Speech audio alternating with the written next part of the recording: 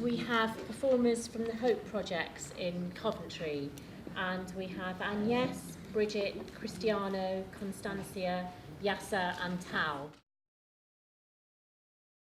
We are not really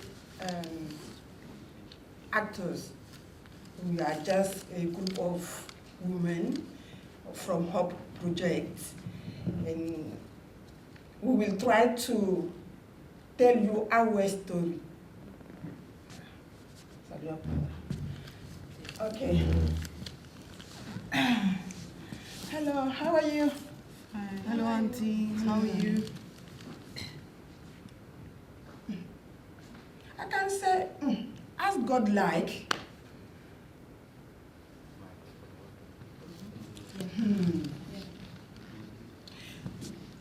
Last day you asked me to tell you my story. I will do it today. I don't like to talk about my story because always when I start, I cry. But I will try today. Take this tissue. If I'm crying, you. Don't cry, Mama. Don't cry. I'm from West Africa. I was well off in my country. I was not in need of nothing. I have worked for 35 years, and the last 10 years, I was the personal assistant of the former First Lady of my country. And 4 years ago, France made a coup, a political push, and the president who were on power was arrested, many people killed. This push ended by a civil war. And I fled from my country because of this. I used to go around with these people with a diplomatic passport. And I went to many countries, America, USA, France, China, everywhere. I have never thought that I will leave my country to go to another country. But because of this war, killing my family member, I have to move somewhere. And I came.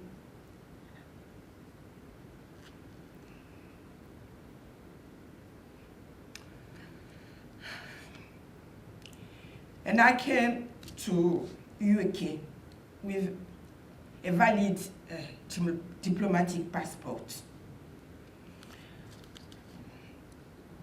I went to seek protection. Instead of protection, they arrested me. They took me to detention for more than 3 months. And they released me on the streets. Asked me to go back. Go back where? In which country? Where I have lost everything.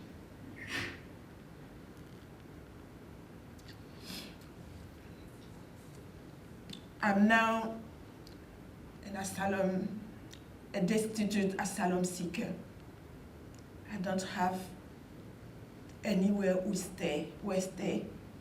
I don't have any support. It's only Hope Project who gave me accommodation. They want me to go back in which country? When my president is in prison.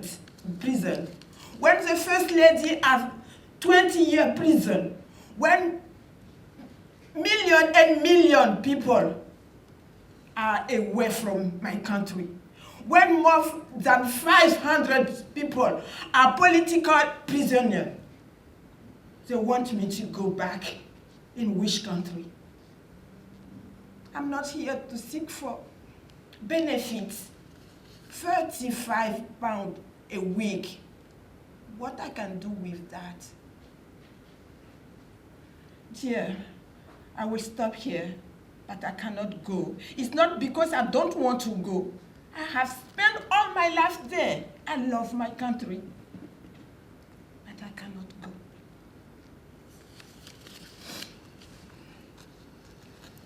In my own case, I was a young journalist back home, believing in human rights, freedom, and justice. I was caught up in my dreams, thinking I could make my country a better place to live without corruption or abuse.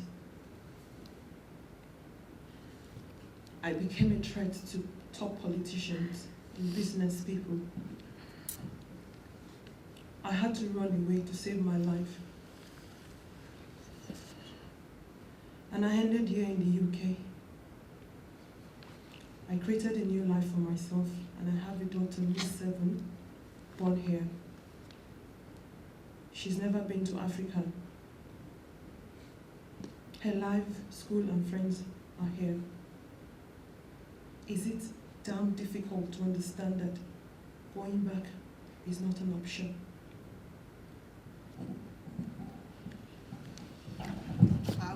In my own case, I was a successful businesswoman and is also a secret lesbian. In my country, if the community know that you're a lesbian or a gay, you receive inhuman and degrading treatments.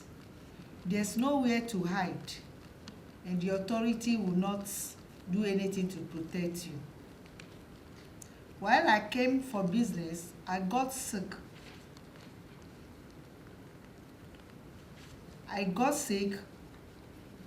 And I cannot do anything. My business collapsed. And my lesbianism exposed.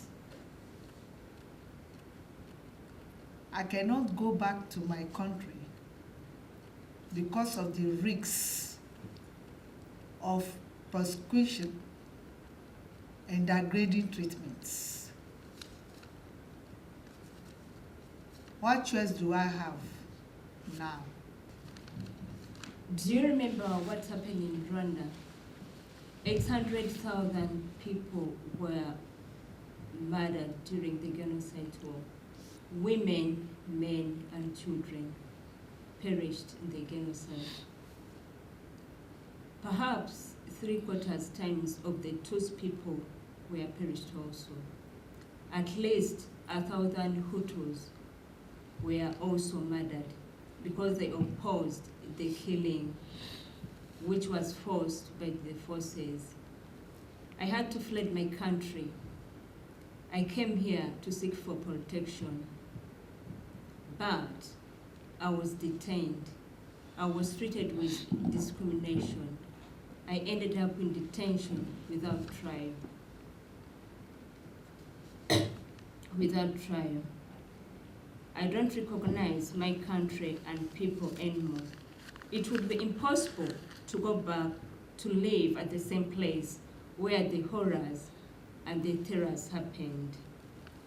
I'm just here to rebuild a free life, just to live like any other normal person.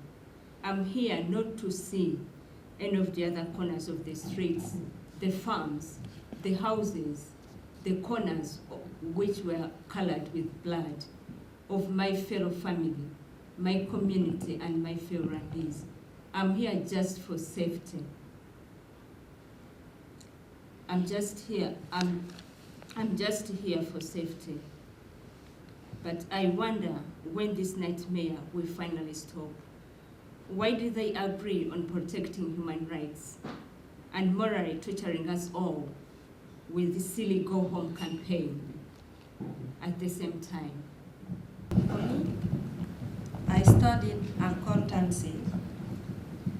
I was looking after the accountant of one opposition party in my country. My leader got killed, and my brother get shot in broad daylight. It's very painful for me. My ethical group is now targeted by the authorities. I can't go back home. It's not safe for me. I'm here to seek protection. This is my story. What choice will be yours? Every time people ask me, where you from? Why you coming here? What you do here? I'm coming 99 here. Long time I live in this country. And stop all my benefit, long time. No give me any penny, and no do any bad this country.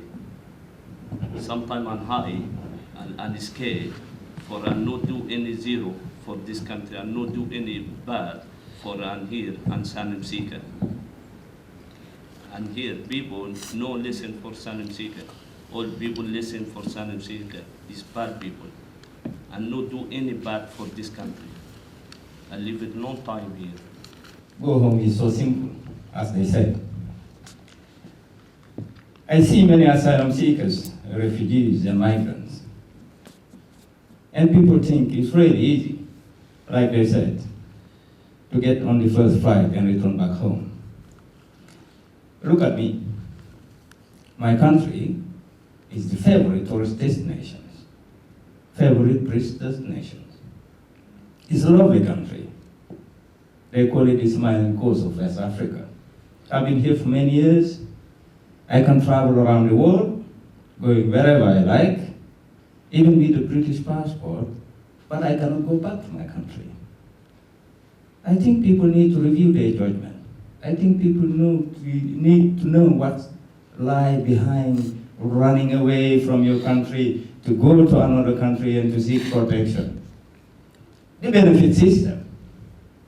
People got their houses before leaving their countries. They had no idea about the benefit system. Did you know about the benefit system before coming here? No. Did you know about the housing before coming here? No, we have our own house. Did you expect to be given houses and to be given money for free? No, we want to We wait. live in a world completely different. If people, where you from? I can see people around here, they're from different countries. In those countries, the benefit system doesn't exist. You need to work hard to look after yourself. You need to work hard to look after your family.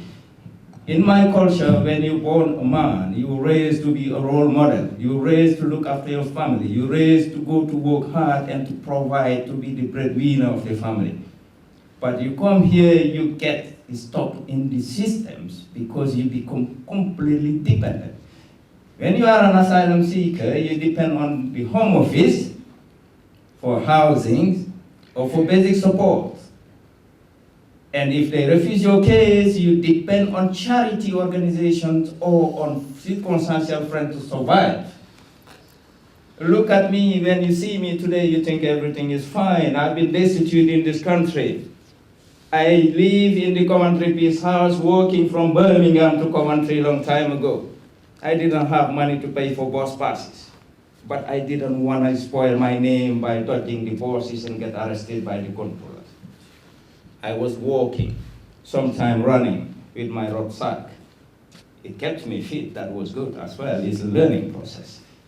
But you know, when you see people sitting around and talking about different languages, talking about different culture, it's easy to point fingers, and it's mostly what politicians do when they fail to have a vision, when they fail to put this country back on track.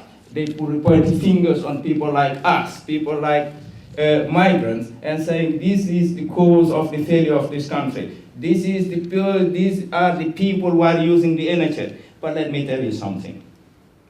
You go to the NHS people who are working there, who are looking after the sick, after the elderly people. British people don't do it. We learn and we share our culture. We are here not to take, but to give and share. We are here not to be arrogant, but to be humble and learn and also bring something else. That's what we are here for. So life is about sharing. These people, the same as you. What difference? Long time ago in my country, we welcome Europeans, we welcome Americans, we welcome what they call foreigners. And what happens afterwards? Slavery happens. They took our great-grandfathers, sent them far away and used them. They divided, in the Berlin Conference, they divided Africa. British people would sit around the table and say, this part belongs to me. And that was the time they were sharing the cake. I call it cake. This part belongs to me is sweeter than the other part. And the other people, Germans say, this part belongs to me. French says, this part belongs to me. And they didn't take anything into account. The war you see now in Africa and around the world, the war is caused by the division without taking into people's culture, people's boundaries. And now, the biggest mistakes that happened a long time ago is teaching us your own language, how to communicate with you. We were using our own languages and couldn't travel far to talk to other people. But you made it easy for us. And now we're here because you were there.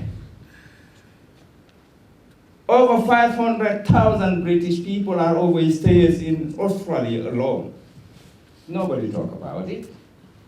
Would Australians put the go home campaign van and all these big banners, go home? British people, you overstayers, go home. They don't.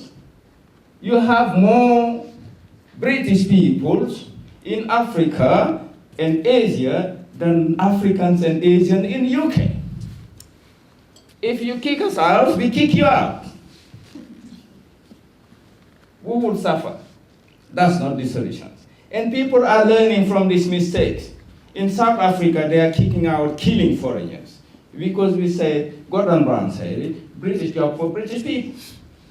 And if South Africans say, South African job for South African people. Spanish people would say that, Spanish job for Spanish people. French would say that, and African people would say African job for African people. You think the world will move forward? No, let's think again. This is the moment to think, and we are at the university where the first thing that people learn is the big things. Why? Why? You learn more by asking why, and you challenge. So challenging mind around us, would you stand up, please? And then we do like we do our best, and then to challenge this stereotype and continue our performance. Human right, humanity. Yeah.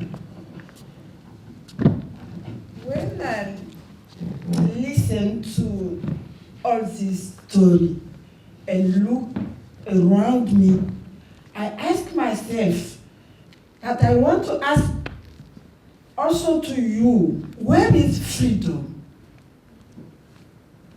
Where is humanity? Where is civil liberty? Is it because we are asylum-seekers that we are less than normal human beings? Can someone tell me?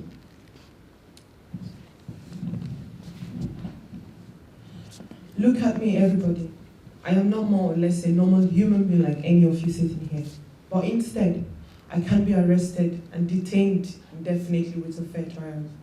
Even criminals walking on the street get fair trials, but not me, an asylum seeker. If I may ask any of you, is that just? What choice do I have? Going back home is not an option.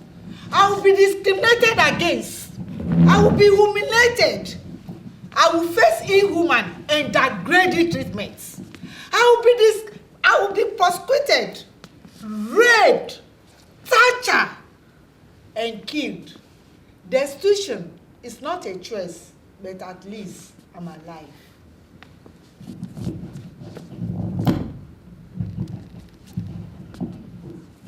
My life turned upside down when I just arrived in the UK.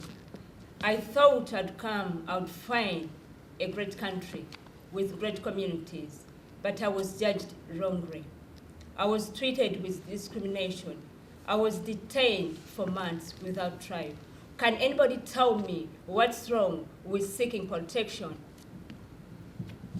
For me, I was detained when I was 5 months pregnant. The Home Office gave me an appointment at the reporting center. They arrested me, kept me 10 hours without food, water, or drink, and a long journey to detention center. I was sick. I was crying. I thought I will die.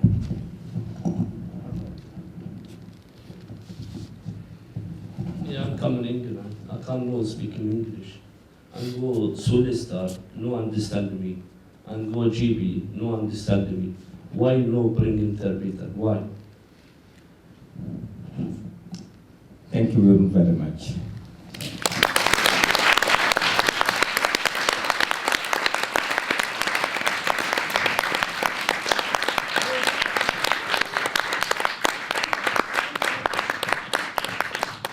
People can read these questions, so they might want to just comment on any of them, perhaps, because they're all kind of interconnected. And then I've got another of those that I can run around with as well. Oops. Just maybe as motivation to comment on those questions, but any comments? Yes.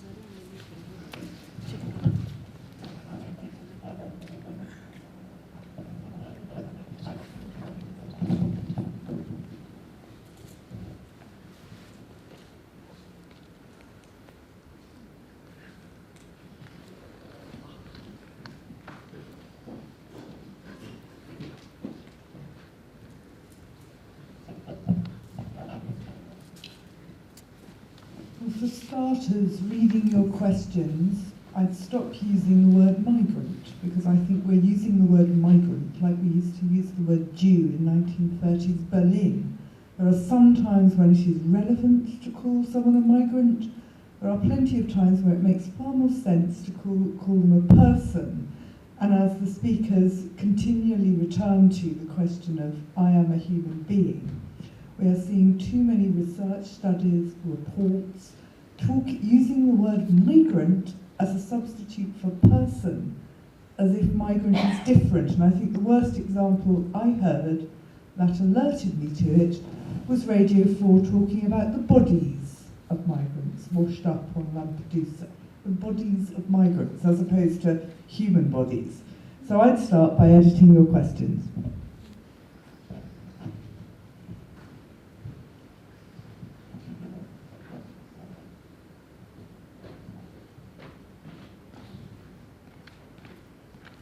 Of course, although that's a very welcome and pertinent comment, it's the kind of comment that makes it much harder for the next people to speak. So let us move on in the spirit of the question and comment, because it's not against any of you.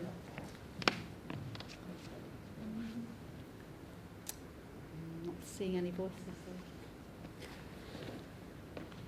Yeah, maybe. I'll say something. Well, I've got a question to the performers who just were on about how you felt about performing your stories in that way to an audience. So, because in a way it felt a bit like some of those things that you've had to tell, very difficult things you've gone through, and then had to tell to the Home Office and to other people to justify your existence.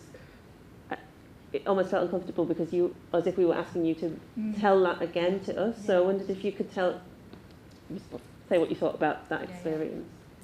Yeah. Does that make sense? Yes. Just to.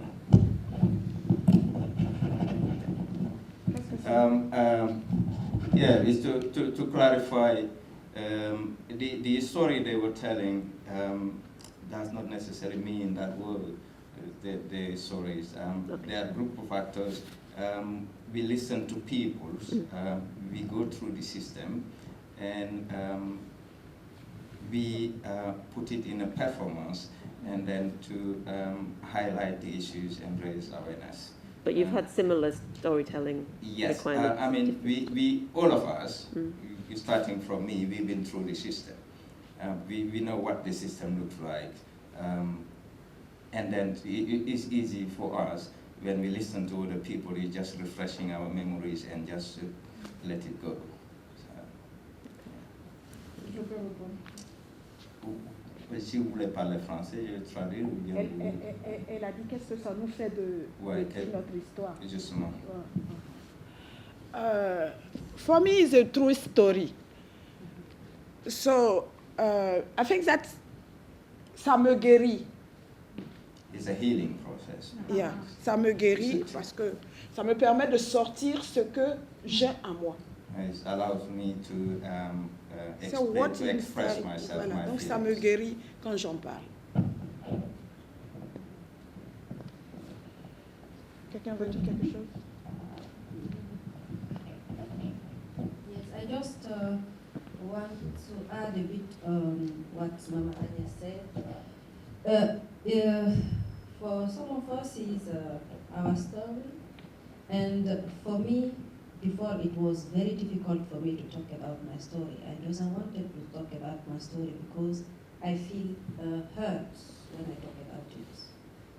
So, but I realized that au fur et à mesure, the moment that anytime that I try to talk about it, it makes me feel better. Understand? So that's what I have to add from what Mama Anya said. So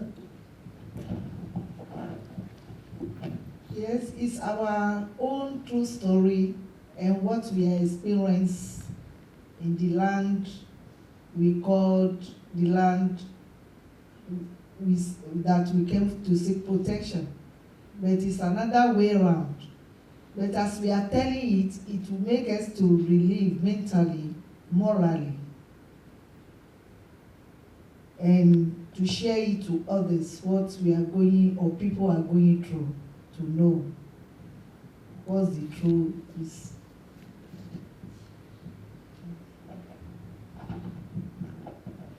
Yeah, mine is the same. It's also a true story.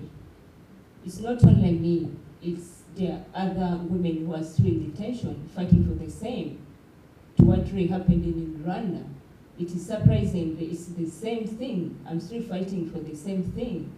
Nothing has been done, so it's going on. But when I talk about it, I'm getting my healing.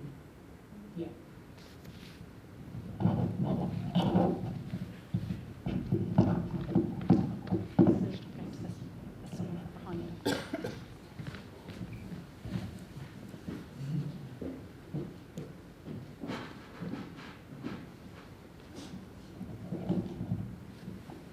I think there are a few really exciting and quite inspiring campaigns that are enabling people to speak out if they want to, but are not enforced, and are quite creative and radical. One of them is the new Detained Voices web platform, which functions through a phone number passed around people in detention, and anybody who wants to say anything, whether it's about their experience of detention or wider life experience or something totally unrelated to either, can call the number and give their testimony, and that gets written up verbatim on this blog, or they can email to an email address, and it gets published in pretty much real time, like within about 2 hours. Like others are physical presences outside detention centres. Sorry, that's what I know most about. That again enable people to call a number, speak on the phone if they want to, and the phone is amplified across the megaphone so that they can be part of demonstrations. So that demonstrations that are taking place inside and outside can be kind of joined together in real time. Just some examples. Do you know the names? The latter, they're often coordinated by a group called Movement for Justice, but not exclusively. and the first one was called Detained Voices. It's detainedvoices.wordpress.com.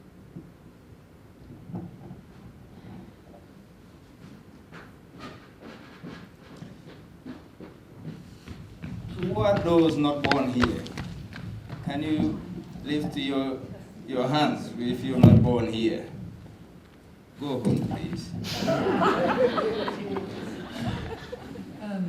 I have a question actually about, well, I'm sorry, I guess I should have laughed. But I have a question about your group, because I'm wondering if you're a self-organized group.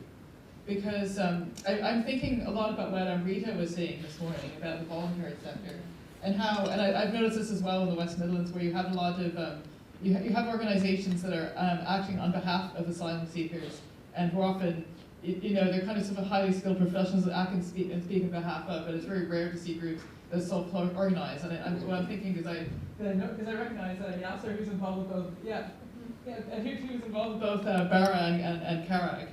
And I'm assuming that some of the people in this group are also involved in Carag. So So can you speak a little, because I think one part of enforced storytelling is that you're not telling your story on your terms. You're telling the story that somebody else wants you to say, or somebody else frames the story you're telling. So I wonder if you could talk about maybe your group and how you organize. Thank you.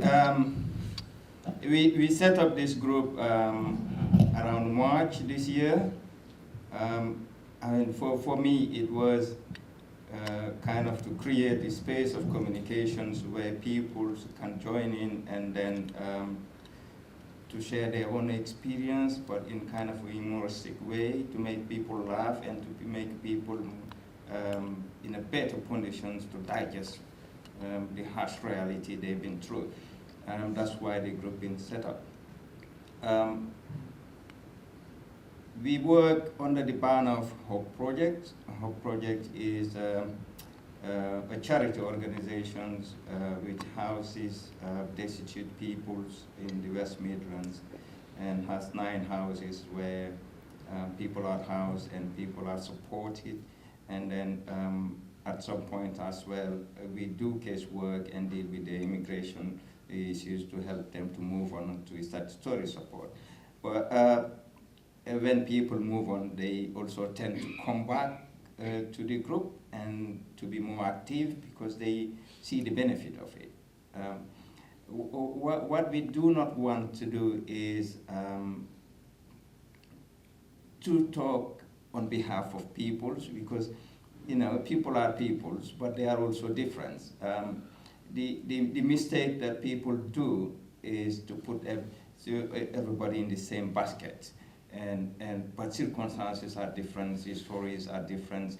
Even if they come from the same country, from the same area, they may have different stories, they may have different circumstances. So letting people raising their own awareness through their own histories make more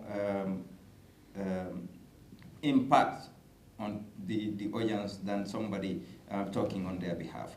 And in Birmingham as well, the group, we have the Migrants Unions, which is a legal organizations aiming to give legal knowledge to claimants of international protection, which means whether they are asylum seekers or they are other claimants based on human rights thing.